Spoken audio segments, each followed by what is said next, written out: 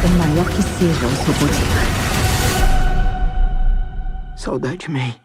Saiu essa semana aí no cinema Homem-Aranha 4, Um Novo Dia, e não tem como você não ter surtado com esse filme, saindo de lá impactado com a mensagem que esse filme passa, ainda mais com as cenas de luta simplesmente insanas, com a Jean Grey chegando lá e lutando, com diversos detalhes, referências, easter eggs espalhados por meio desse filme, tantos detalhes absurdos e insanos que é quase impossível pegar todos eles. Eu mesmo duvido se eu peguei todos eles. Peraí, só um segundinho. Só um instantinho. Primeiro de tudo, a gente tem que saber quando que o filme de Homem-Aranha 4 tá se passando. Ele, na verdade, está se situando no verão americano, junho, julho, lá dos Estados Unidos do ano de 2028, deixando claro aqui pra nós, né, que é após o filme de Thunderbolts, após a série de Demolidor Renascido segunda temporada e também antes da cena pós-créditos de Thunderbolts. É naquele meio tempo ali. O filme aqui começa com uma intro toda personalizada, com diversas referências aos filmes e trilogias do Homem-Aranha do Tom Holland. Começa com uma frase do Peter para o Doutor Estranho no final de Homem-Aranha 3. Eu sou um novo feitiço, mas dessa vez faz todo mundo esquecer quem é Peter Parker, faz todo mundo esquecer de mim. Depois, a resposta do Doutor Estranho. Seria como se você nunca tivesse existido. E o Peter confirmando para fazer o feitiço. Eu sei. Pode lançar. É aí que logo em seguida tem um efeito ali do feitiço do Doutor Estranho se dissipando por toda Nova York e o universo inteiro da Marvel. E vemos diversas cenas dos filmes anteriores do Homem-Aranha do Tom Holland com ele sumindo das imagens, um detalhe muito legal. E aqui tem as cenas do Peter no telhado com a MJ no terceiro filme, saindo no encontro em Homem-Aranha 2, a MJ no Sanctum Sanctorum, o Peter e o Ned na escola, o Peter beijando a MJ em Londres, o Peter e o Ned no avião no segundo filme e aparecendo no letreiro no final, a tia May, o Ned, o Peter e a MJ. O filme começa quase que 4 anos atrás e mostrando o que aconteceu ao decorrer desses 4 anos com ele, dentro do apartamento que terminou no terceiro filme do Homem-Aranha. Ele cria aqui novos lançadores de teia, assim como tinha criado seus primeiros lançadores em Guerra Civil. Vemos que ele também criou uma inteligência artificial do zero, assim como o Tony Stark e também a Riri Williams. E aqui no quarto dele, no apartamento dele, tem diversas tecnologias criadas por ele mesmo, já que mostrou lá em Guerra Civil que ele vai pegando sucata e coisa e tal e montando as suas tecnologias. Isso eu peguei no lixo. Gosta de reciclagem. No quarto do Peter também vimos o boneco do Palpatine que ele guardou no final do terceiro filme e o copo do café que ele pediu pra MJ também no final. Peter Parker? Peter Parker? Em seguida, pelo celular, ele vê o Ned e MJ entrando no MIT, a faculdade que os três tinham sido aprovados antes do final do terceiro filme de Homem-Aranha, que era pra ele estar lá junto com eles. É aí que logo em seguida vemos ele pendurado em um prédio de ponta cabeça, fazendo uma referência absurda com o Miles e a Gwen no segundo filme de Aranha-Verso. E aqui vemos que ele criou um traje totalmente novo no final do terceiro filme e vemos que ele tem referências aqui tanto aos trajes do Andrew Garfield como também do Tobey Maguire, com as linhas em textura elevadas, com o traje folgadinho vibrando enquanto ele tá em queda livre, e o Tom Holland disse que para fazer esse traje desse filme, ele usou como referência de fato os outros aranhas que ele se encontrou no final do terceiro filme, também com a tecnologia de olhos retráteis que tinha no traje dele. O melhor dos 3 mundos.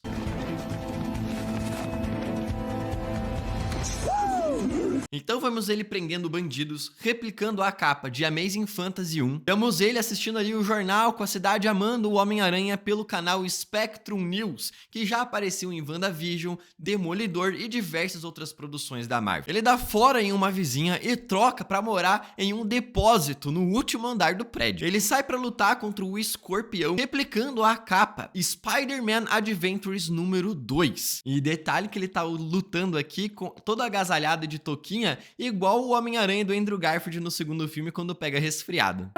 Eu sou o Obaranha.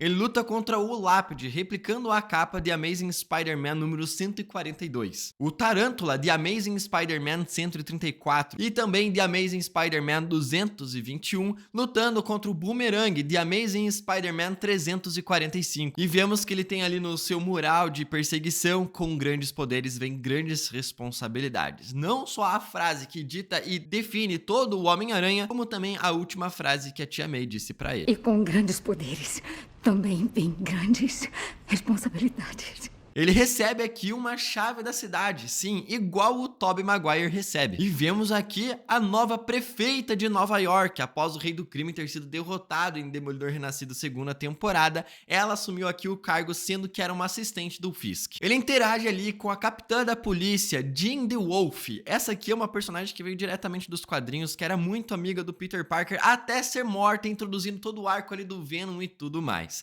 Detalhe legal é que ela tá comendo aqui um shawarma, a comida favorita dos Vingadores. É nesse momento aqui que o Peter coloca o traje e faz um salto virando um mortal invertido pra frente, replicando a famosa cena ali do Homem-Aranha do PlayStation. Ele começa ali a perseguir o tanque que tá indo em direção a controle de danos, e ele consegue fazer uma curva ali no tanque da controle de danos, igual algumas missões do Homem-Aranha no jogo do PlayStation. Eles quase embatem um ônibus de turismo ali aonde a mulher tá falando, essa rua aqui foi destruída na Batalha de Nova York em 2012. Aquela rua lá que os Vingadores se juntam e fazem aquele círculo. O Peter bate com tudo na janela do ônibus. Não, aquela ali não é a vampira, mas isso aqui é uma referência para a cena de Doutor Estranho 1, onde ele cai também com tudo na janela do ônibus, e lá tem o Stan Lee. Isso aqui é hilário. O Peter aqui logo em seguida encontra com o Frank Castle e já dá a entender que os caras têm uma conexão porque o Peter salvou ele. E o Frank Castle veio diretamente do seu especial ali do Justiceiro, que também apareceu na primeira temporada de Demolidor Renascido e tem todas as temporadas de Justiceiro aqui no canal, com todos os detalhes e a história resumida pra você, se quiser dar uma olhada. Ué, Frank, você me atropelou com essa van! Para de choramingar. O Peter leva um tiro da granada do Frank, voa e vem com tudo numa voadora. E aqui ele faz um estilingue com as suas teias, replicando muito um golpe famoso aí do Tobey Maguire no primeiro filme para chegar até o Duende Verde. O Peter sai do local ali da rua soltando uma teia na boca do Frank Castle quando ele vai falar, igual o Peter do Andrew com o bandido no estacionamento. O tanque vai em direção a uma das centrais da controle de danos. E lá vemos que o vilão Escorpião está preso, que foi introduzido no primeiro filme do Homem-Aranha do Tom Holland, ali sendo preso e falando na prisão com o Abutre, que simplesmente desapareceu. O Homem-Aranha aqui só consegue perceber que a Jean tá saltando de corpo em corpo justamente por causa do sentido da aranha, que consegue proteger ele e de qualquer tipo de ameaça, como já mostrou em Homem-Aranha 3 quando ele lutava contra o Doutor Estranho, até mesmo quando estava fora do seu corpo. A Jean vai saltando de corpo em corpo, faz o Escorpião escapar da prisão para ela utilizar o cara depois, e em seguida ela tenta entrar na mente do Peter Parker, vendo uma lembrança dele, que é justamente a continuação da cena pós-créditos de Homem-Aranha 1 de Volta ao Lar. Mas que porra! Tanto que na cena você consegue ver aquela sacola ali de papelão que o Happy deu pro Peter Parker no banheiro no final do primeiro filme. O Peter deixa a Jean DeWolf investigar ali o Escorpião enquanto vai até uma casa de banho conversar com a Helena Belova. Chegando lá, a tia do banho, ela tá simplesmente assistindo MIBs Homens de Preto na televisão. Ela pede pro Peter Parker tirar a roupa pra ver se ele não tem nenhuma arma e entrar na banheira. E ele fica só de cueca e máscara, fazendo uma referência pra skin que você pode ter no jogo de Homem-Aranha do PlayStation também. Ali na conversa ela diz que tem uma arte do Peter Parker cercado por 10 mistérios que é pra maiores de idade, digamos assim. Deixando claro que tem algumas pessoas aí na internet que apoiam o mistério também, assim como no terceiro filme. Aqui a Helena diz que faz parte dos novos Vingadores, deixando bem claro que é após o filme de Thunderbolts. O Peter fala que tá suspeitando de controle mental nas pessoas e ela cita o controle mental que tinha nas Viúvas Negras na Sala Vermelha, que foi trabalhado no filme de Viúva Negra 1. Ela diz também que pode ser uma possessão de fantasmas que entram no corpo das pessoas e fazem coisas estranhas com elas. E isso aqui de fato existe no MCU, tá? Na série de Agatha Harkness, o fantasma da mãe da Agatha entra no corpo dela e faz ela ficar possuída mesmo. Ela diz então que tem alguma pessoa procurando algo na controle de danos chamado VMAX. Fala que pode ser coisa de alienígenas como os Chitauris em Vingadores 1 e também em Ultimato, ou até mesmo um programa secreto do governo. Isso aqui já começou. Estamos falando de Jean Grey, X-Men, Arma X. O Peter então decide ir até a controle de danos, empresa que o Tony Stark criou em 2012 após a Batalha de Nova York, para catar coisas ali e não deixar destroços da batalha no meio da cidade. Entre as indústrias Stark e o governo federal, o Ministério de Controle de Danos vai... E ali o Peter conhece o personagem William Metzger, um vilão dos mutantes dos X-Men nos quadrinhos da Marvel, praticamente um antimutante declarado aqui. Ele vê simplesmente ali o Tentáculo trabalhando para controle de danos. Essa aqui é uma organização secreta do mal, digamos assim, que apareceu lá nas séries do Demolidor enquanto estava na Netflix. Peter então vai entrando, vai vendo que a controle de danos está com os braços do Shocker, que anteriormente eram os braços do Ossos Cruzados, que foi aprimorado por tecnologia Chitauri. Ele ali fala que o Peter é o único de perceber a Jean Grey saltando de corpo em corpo e que também é imune. O Peter então, depois da conversa, vê o Ned em uma loja e o segue até uma festa. Ele chega na festa, os copos são vermelhos e azuis, coincidência de serem as cores dos trajes do Homem-Aranha? Coincidência. Então ali no quarto do Ned, ele vê um boneco do Chewbacca, fazendo referência quando eles montavam o Lego lá no primeiro filme e como eles gostam de Star Wars. Um detalhe muito legal pra gente que é um pouco otaku, tem um pôster do Naruto no quarto do Ned. E um detalhe mais legal ainda é saber que esse diretor de Homem-Aranha 4, Daniel Cretton, de Shang-Chi, vai fazer o filme de Naruto live action. Gente, tamo vencendo na vida e a gente nem tá sabendo. Ali o Peter vê que o Ned tá começando a investigar o Homem-Aranha pra descobrir quem ele é e tem diversas referências. Primeiro perguntando se ele é britânico, fazendo referência ao próprio Tom Holland. Tem a altura ali no quadro, da altura do próprio Tom Holland na vida real também. A primeira vez que ele foi visto foi em 2016, que é quando se passa Guerra Civil, o primeiro filme que o Homem-Aranha apareceu no MCU. O Ned fala ali pra ele que ele tá tentando procurar o Homem-Aranha pra agradecer por ter salvo a vida dele tantas vezes e diz que criou um app ali do Homem-Aranha que toca a musiquinha do Spider-Man das animações antigas do Homem-Aranha.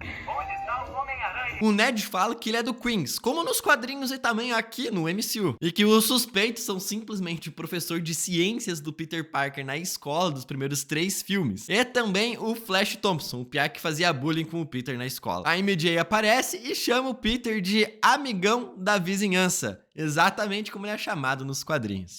Eu sou seu vizinho aqui do corredor. Amigão da vizinhança.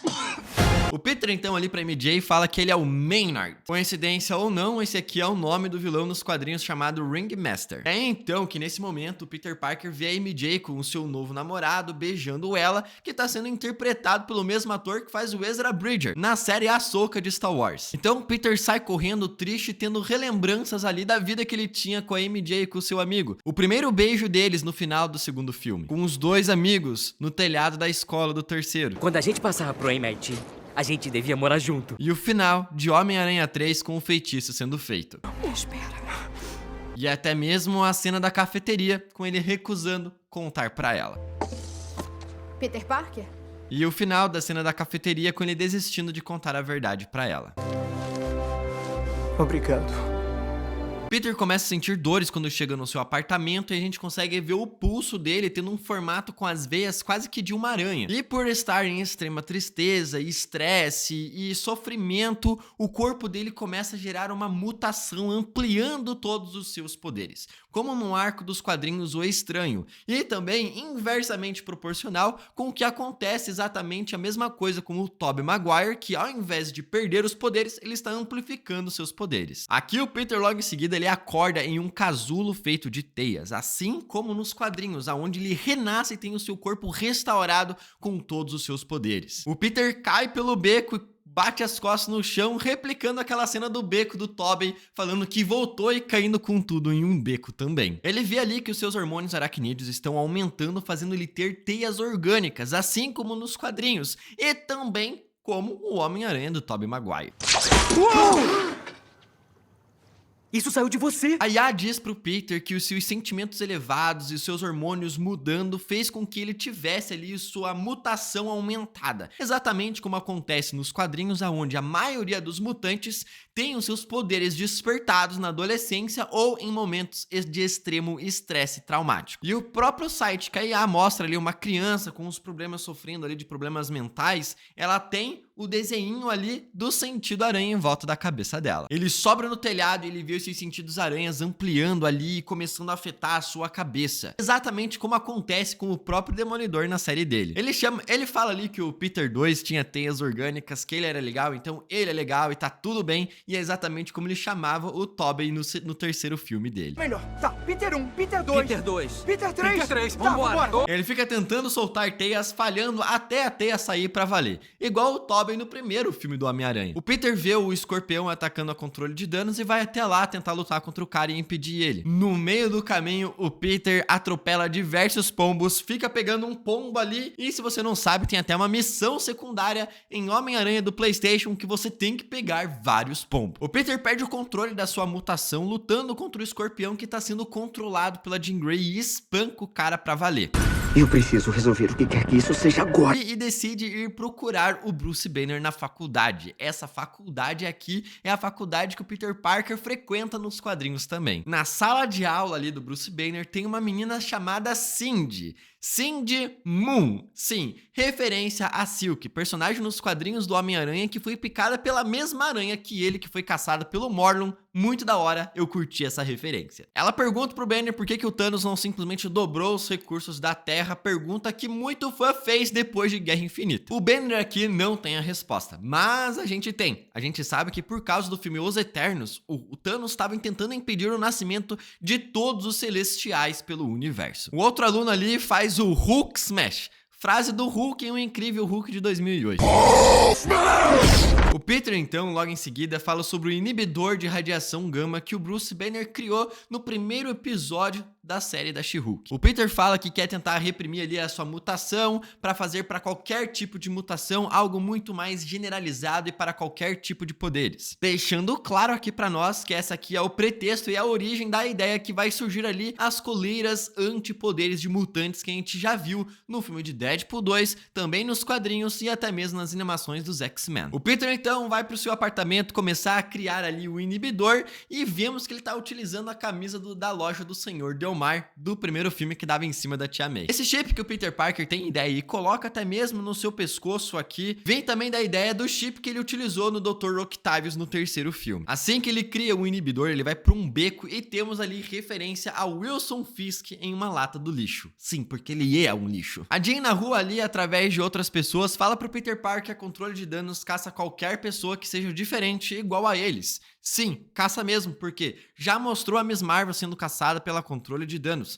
E a controle de danos também caçou o Wonder Man. Adivinha o que eles fizeram? Literalmente nada. Simon Williams é uma ameaça extraordinária. A Jean, na verdade, tá dentro do apartamento do Homem-Aranha, onde descobre a carta que ele tinha feito pro Ned e pra MJ e descobre quem eles são. Ele tenta impedir a Jean de chegar até a MJ e deixa ela presa ali num corpo em um helicóptero pendurado por prédios, fazendo referência à primeira propaganda que teve em 2002 do filme do Homem-Aranha 1 do Tobey. O Peter pega a MJ e quando tá soltando teias, a MJ tá tranquila, calma, mostrando que já é a Jean Grey desde esse momento, porque a MJ tinha pavor de soltar teias junto com o Peter Parker. Quando param, ela cita todos os momentos em que o Homem-Aranha salvou a MJ nos filmes anteriores, como o Memorial de Washington no primeiro filme, Praga no segundo, Londres também no segundo, e até mesmo cita o Macaco-Aranha. E ali o Peter revela toda a verdade pra ela, abre o seu coração, beija ela, mas era a Jean Grey o tempo todo brincando com a cabeça dele. Ela joga o corpo da MJ na queda livre,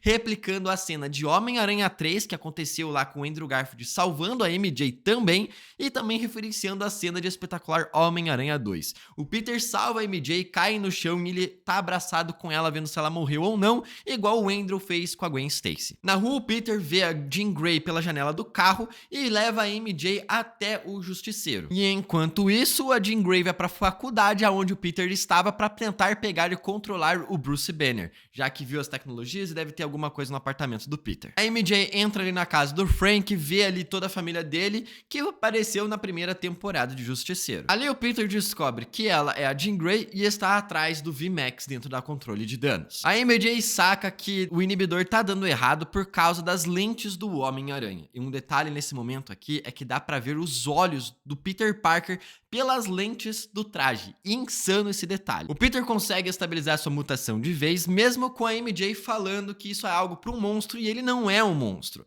Detalhe aqui que eles vão utilizar justamente isso aqui nos mutantes, que é justamente o que os anti-mutantes pensam deles, que são monstros. Peter vê que a Jean Grey está atacando a controle de danos de novo, vai até lá e a MJ fala pro Frank ir lá ajudar ele também. Chegando lá, a Jean faz o Professor Hulk atacar o Homem-Aranha. E o Peter começa a correr do Hulk em linha reta, replicando e fazendo uma referência à Viúva Negra correndo em Vingadores 1. Justiceiro chega, atirando e ajudando o Peter Parker. Joga um explosivo e faz o Hulk perder o controle total, saindo do controle da Jean Grey. O Peter Peter luta contra o Hulk enquanto ele vai atrás dela. E o Frank encontra um vaso com a cabeça do Cubo Obsidian cortada, um dos filhos do Thanos. O Banner começa a se transformar no Hulk verdadeiro e dá pra ver um detalhe da mãozinha do Banner enquanto o resto do corpo tá como Hulk. Detalhe insano dessa transformação. E é nesse momento que ele fala "No Banner, only Hulk", a mesma frase que ele cita em Ragnarok. No Banner, only Hulk. Sem Banner, só Hulk. É nesse momento que ele tenta replicar o golpe que ele utilizou no Loki em Vingadores 1 e também no Thor em Ragnarok. O Peter prende o Hulk pelas teias e ele utiliza o tapão do Hulk igual ele fez o incrível Hulk em 2008. E o detalhe é ver o Hulk segurado ali pelas teias e elas cortando toda a sua pele para mostrar como as teias orgânicas do Homem-Aranha são extremamente resistentes. O Hulk então começa a enforcar o Homem-Aranha, ele começa a praticamente quebrar o pescoço dele quando o Peter fala que ele é amigo dele para se lembrar. Ali a gente vê que o Bruce Banner, o Hulk, lembrou quem é o Peter Parker, porque o Hulk também se lembra do Peter Parker quando tem algo assim como o Mephisto nos quadrinhos. Pois é, o Banner consegue recuperar o controle porque o Hulk não quer machucar o Peter e ele se joga do prédio. A Jean consegue chegar no William Metzger e o Peter coloca o inibidor nela e a controle de danos pega a Jean Grey. Mas antes de desmaiar, ela fala o nome da sua irmã Sarah. E o William Metzger mente para o Peter Parker quando fala sobre ela, deixando claro aqui na mentira que ele se lembra de quando estava sendo controlado por ela, e aí que o Peter vai ter a sacada depois. Ele diz que vai levar a Jean Grey para controle de danos e o Peter volta pra MJ lá na casa do Frank Castle e descobre que ela leu a carta. E ela fala lá que não ama o Peter como ele ama ela porque ela não se lembra de nada. O Peter leva ela de volta pro seu apartamento e ela, meio que sentindo mal, fala pra ele subir pra conversar com o Ned. Chegando lá, a gente vê o Ned no quarto dele, que tem simplesmente o filme de Star Wars, o Império Contra-Ataca, na cena dos Walkers andando na neve, que é justamente a referência que o Peter Parker utilizou em Guerra Civil pra derrotar o Homem-Formiga. Viram aquele filme antigão? O Império Contra-Ataca! Fala sério, Tony, quantos anos tem esse moleque? O Peter e o Ned então montam um Lego de Star Wars juntos de uma X-Wing, igual eles faziam no primeiro filme com uma Estrela da Morte. Detalhe legal é ver como o Ned sabe como os lançadores de teia funcionam do Homem-Aranha. E também cita como ele criava suas teias ali, que mostrou já o Peter criando elas em Homem-Aranha 1. A MJ faz um desenho dos dois amigos juntos ali, Peter Parker sem o traje, mostrando que uma hora o Ned vai saber quem é ou não. E é legal porque ela fazia diversos desenhos do Peter Parker que dá pra ver tanto no primeiro filme como também no terceiro no quarto dela. A MJ fala que não se lembra nada quando estava sendo controlada pela Jean Grey e aí que o Homem-Aranha tem a sacada e descobre que o William Metzger mentiu pra ele. Ele contata a Helena Belova pelo computador do Ned, que fala sobre a irmã da Jean Grey. Quando o Ned tá dando tchau pra Helena, dá pra ver um controle do PlayStation 5 na mesa. O Peter vai até a controle de danos e vemos na memória da Jean Grey a sua irmã sendo presa pela controle de danos também. Aqui vemos um detalhe bastante importante na chuquinha de cabelo da irmã da Jean,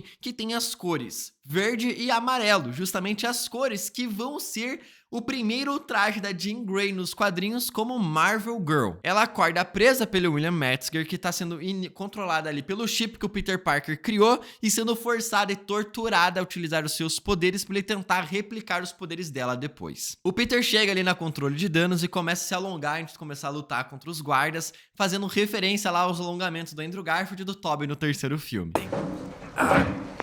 Foi.